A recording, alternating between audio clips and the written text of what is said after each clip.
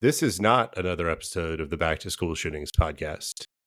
This is a conversation that I want to have today in the immediate aftermath of another shocking but unfortunately predictable school shooting, this time in Minneapolis, Minnesota, at Annunciation Catholic School, where this morning, as students were starting their school day and their first week back to school, as these kids who are at elementary school and middle school, it's a pre-K through 8 school, we're having a morning mass.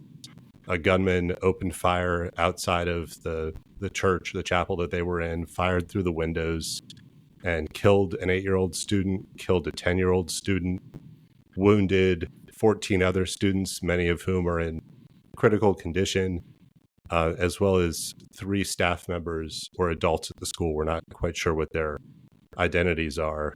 And unfortunately, every parent in America tonight and every family in America tonight is going to have kids who are either in their first week back at school or getting ready to go to school next week, who are going to ask questions about what happened. Am I safe? Why did this happen at this school? And those are extremely difficult or impossible questions for a parent to answer. So to help talk about that, there is a repeat guest today, Josh Novick, who is a licensed professional counselor and trauma specialist, and sadly experienced from dealing with a very similar situation at the Highland Park 4th of July parade. Josh, thank you so much for taking a couple minutes to talk with us. I thank you for having me on. I wish we weren't meeting like this, but here we are. Well, to jump right into this, it's a shooting at a pre-K through 8th grade school. This is very young kids. I think a lot of parents kind of want to shield their kids from thinking about or talking about what happened. Lots of schools do different types of drills or exercises with elementary school kids, but listening to the interviews, these elementary school kids knew exactly what was happening. They described it in detail. Shot in the back. He's in the hospital right now. It was super scary because, we've never practiced it in the church.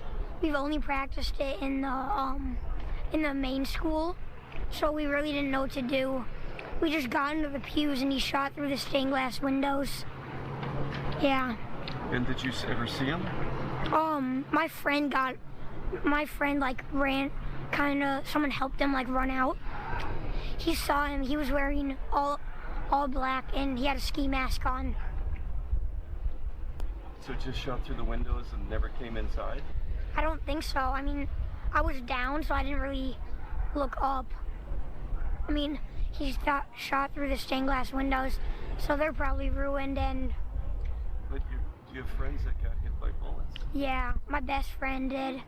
Have you heard what happened with him? Is he okay? Yeah, I think he's going to be okay. So young children are able to process and understand these situations. What does a parent tell their child now when they have really kind of prying, deep questions about why this happened? That is the hardest one of the hardest conversations to have. And I think what you named with, being age appropriate is really one of the most important things we're going to talk about. But before I even get there, I think the number one thing that I would want to say to any parent, certainly what I would want to hear, is it's normal to not feel calm. It is normal to feel dysregulated yourself as the adult. Those of us in our 30s and our 40s and our 50s that have these children, we ourselves are dysregulated and having trouble coping with this news. So I really just want to make sure that everyone just takes a pause and takes a deep breath and recognizes that this is normal. This is hard. And we shouldn't be having these conversations, but we need to.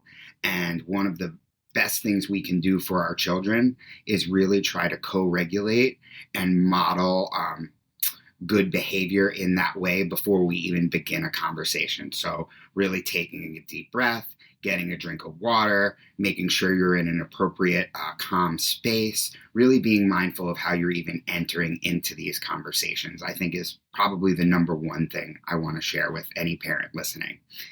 And then the second thing I would say builds on exactly what you spoke to, David, is our kids in America, they know, right? They have a level of knowledge, they have a level of awareness. And so what I would share with any parent is to assess what your child already knows. And so to ask open-ended questions, to be able to build upon what already they may have heard. So that could sound like, did you hear anything at school today? Were kids talking about any particular thing on the news today, right? And so that gives the child or your student the opportunity to bring to you what they've heard, and then you can start building off of that. The caveat that I want to provide parents with this is now is really the time where we want to get age specific and age appropriate. So if you are a parent where you have a significant age gap in your family, this may be one of those times where it's appropriate to actually separate out the children and have a conversation where the older child may be having a talk with mom and the younger sibling may be having a talk with dad. That's not the answer for every family, but I just want to put that out there that this is where we start thinking about being really age specific. And to elaborate on that, how would the conversation go with, say, an elementary school versus a middle school versus a high school student, assuming that each one of those kids say, yes, I heard about this. I heard there was a shooting at this school today. Yeah. So first off, the younger the age, you really want to share just what's necessary, right? You don't want to get into a long, drawn-out, adjective-filled description. So a quote that one of my peers in this space actually put up on her blog today was, and I'm going to read it directly, was, "Something scary happened in Minneapolis. There was a shooter at a school. Some people are hurt and a few people died. This is very sad and not okay. I wanted you to hear it from me." So that is, coming to a point where if you have a child that didn't necessarily hear a lot of what was going on today. However, if you have an older student, let's thinking like 9 to 12, you are then going to probably be speaking more about your own emotions, naming, I feel sad too. I know many people, many families are working to get through this. And that way you're starting to model some of that behavior that shows that we are all human beings and our window of tolerances are affected by this, and that we need to attend to ourselves first and foremost. And then for older students, I really think it's important to ensure that they feel safe, that they understand the protocols and procedures that are in place for them and their locations and their schools, because they do have such a higher level of cognition and an active role in those drills and in that preparation. So when we're talking with our older students, we really want to reinforce we're here for you, and we want to do what we can to encourage that feeling of safe and safety within our home and in our communities, as challenging as that is. Is there anything that a parent should avoid saying, any sort of kind of specific phrases or anything that you as a counselor would want to avoid in these conversations? I'll be transparent with you, and that I would say it's more the parent's fear of saying the wrong thing that will prevent parents from having the conversation at all. And so with that, I would say students, our children, are not ignorant. They're existing in this ecosystem of our world. They know when something's off. They know when something's up. So my suggestion would really be to have the conversation. It is not going to be perfect. We are not perfect human beings. Even as a licensed professional counselor and a trauma counselor, I'm going to stumble through this with my son. So I just want to recognize that I'm not going to say there are very, implicit or explicit things to avoid. You know your child best. You know your own level of emotional safety entering the conversation. And so my advice would be to have the conversation and not to be scared of saying the wrong thing and end up not saying anything at all.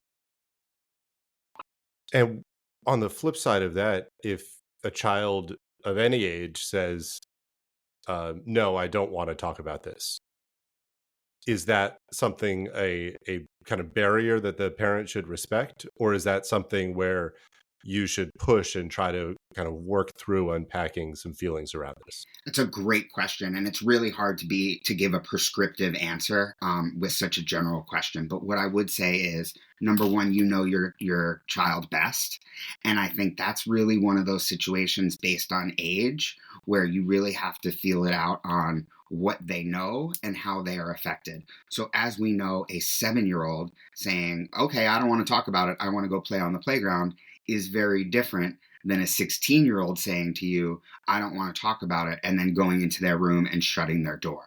Right. So we want to, again, be as age appropriate as we can possibly be.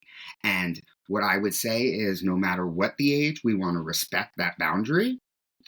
And we can also encourage outlets that match what works for your child. So, for example, sitting and having a face-to-face one-on-one conversation is not the style that's going to work for many families. That's not how they engage in various serious conversations, right? We know that sometimes this looks like doing art together. This looks like making music together. This looks like going out in the driveway and shooting hoops. And so, that would be my advice to anyone who's dealing with, a child who says they just don't want to talk about it, is number one, allowing that boundary. And then number two, really thinking through your own child and their age development and how would be an appropriate way to perhaps elicit a bigger conversation or any conversation if you feel like it's necessary. Now, if that conversation leads to the student saying, I'm really scared, I don't want to go to school tomorrow, what can a parent do at that point from your standpoint as a trauma specialist who wants to work towards getting people back, as close as they can be to a new normal after they've experienced some sort of trauma? How can a parent start dealing with that, or is that too early? Unfortunately, I don't think it's too early because I think what you just named is a very realistic scenario that a lot of parents are going to be dealing with tonight and tomorrow morning. And so I don't think it's too early to address because we know they're going to be happening in our living rooms and our kitchens this evening. That being said, I would encourage parents to be honest, right? We know that we do not live in a Pollyanna idyllic world. So to say things like this could not possibly happen here, or you are 100% safe, this would never happen to you. I would certainly not recommend taking that strategy simply because our students know better and they know that is not the reality of the situation. So my suggestion would be to acknowledge the reality of the situation, acknowledge that fear, and then build upon hope and resilience and the practices and the procedures and the protocols that we already have in place. So we want to acknowledge that it's scary. We want to acknowledge that we're never 100% safe, especially in this country at the current moment. And we want to speak with our students from a place of hope, resiliency, and proactivity. So we would hope that most of our students are in schools where they have had, some level of drills or training for this, type of incident. You can certainly speak to that depending on your child's age. You can speak to the unlikeliness of something like this occurring, and you can speak to the feelings that you have in regards to getting back into school and how that is challenging and difficult. But my biggest piece of advice to any parent would not be to pretend that this is a Pollyanna situation and that it can't happen here. I think students see through that, and I unfortunately think it doesn't help move the conversation at all. Now, if a student, I think something that's important to realize about trauma is that you don't need to be there physically to witness this and be traumatized. Maybe it's a video that a kid saw of the shooting that's circulating on social media. Maybe it's the video that the shooter posted that the kid watched, which is on social media right now, which is absolutely bonkers. But since all these companies cut all of their trust and safety teams, there's incredibly violent and graphic content that a kid who's not even trying might just stumble into because the algorithm elevates this stuff with millions of views. So let's say that your child is really traumatized from this, and maybe they're not sleeping, maybe they're acting out, maybe it's an elementary school kid who's long past potty training, but all of a sudden they're bedwetting or having night terrors or something like that. What is the threshold where a parent should look to some external resources or some professional help for their child? So number one, I just want to name that unfortunately what you just said is painfully accurate. There is no geographical constraints to that trauma, right? We know that it does not have to be an individual who was in that school or an individual who lives in that state. And as you said, unfortunately, I myself have already seen some pretty awful graphic images come across my Instagram page. So it's just unfortunate that our young people are being exposed to that. And so what I would say to that is there are some definite clear warning signs where your child is in crisis. And I would say if your child is exhibiting any of those crisis signs, to immediately head to your emergency provider or call 911. Those things are like things like threatening to harm themselves or others. And so those sorts of experiences we want to address immediately. Short of that, having night terrors, potty training issues, things like that, my advice to parents would be to try to normalize and work with the student and your child as much as possible and help to continue to develop those routines, stick with the routines that you have. That helps develop safety. And if in time, and I'm not going to put a time marker on it, but if in time you don't see any improvement, or if those symptoms seem to be getting worse, that is absolutely the time where you want to reach out to your professional support network. And with that, I want to add in that for many of our students, they're in schools, so there are resources available within the schools that may be able to assist. So my advice to a parent in this scenario would be, don't wait. Act early. Early intervention is always better. And use the resources that you have available to you, such as your school, your child's counselor, your pediatrician, right? You already have a network of people who are designed to help with this. It's just hard to think of those people when we're experiencing this. So that is my advice to parents, is to really monitor, know your child, of course, crisis, immediately 911 or the hospital. But short of crisis, let's see if we can maintain safety. Let's see if we can maintain our routines and get everyone back within our window of tolerance, knowing that that's not always the case. And the last question I have for you is, are there any proactive things that a parent can do, even if their child says, I'm not scared, I didn't see much about this, I want to go to school tomorrow? Are there any activities or books or reading or anything else that you would recommend to either the parent or the child about continuing to kind of build and maintain that mental resilience? Yes. Unfortunately, there is a plethora of resources that exist out there to help parents of a variety of different ages, or parents who have students of a variety of different ages, continue to cope with this. And so what I will do is I will certainly provide those to you when we're done here, David.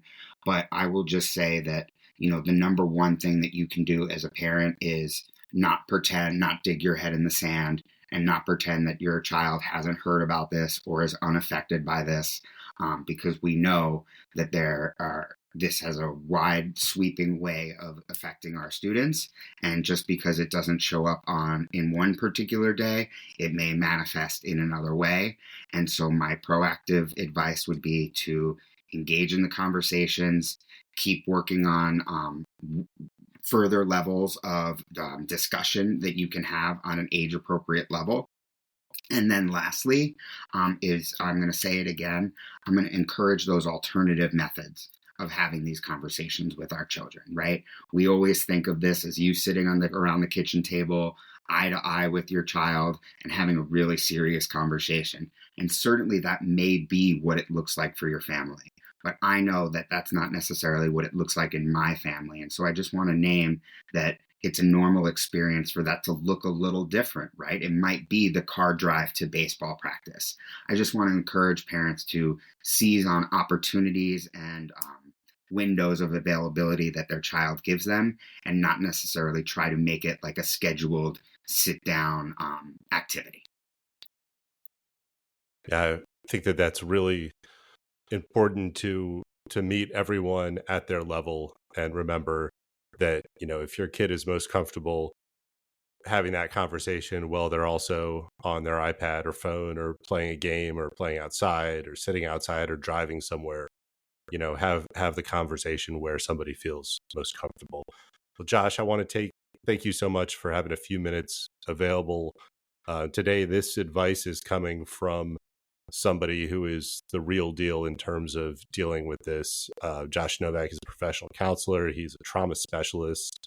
He helped the people in Highland Park, Illinois, after the 4th of July massacre shooting there. Josh, anything else before we close today? I just want to say that I hate being here and speaking with you, and that these are preventable tragedies, and that we as a country, we need to do better. But with that all being said, thank you for providing the space to provide support to parents who we know are so desperately going to need it this evening. So thank you for having me, and thank you for providing this space. Well, the resources that Josh discussed will be in the show notes, and feel free to reach out and reply if you have any questions and additional concerns. Thank you all. Take care, be safe, and do the best that you can in these difficult times.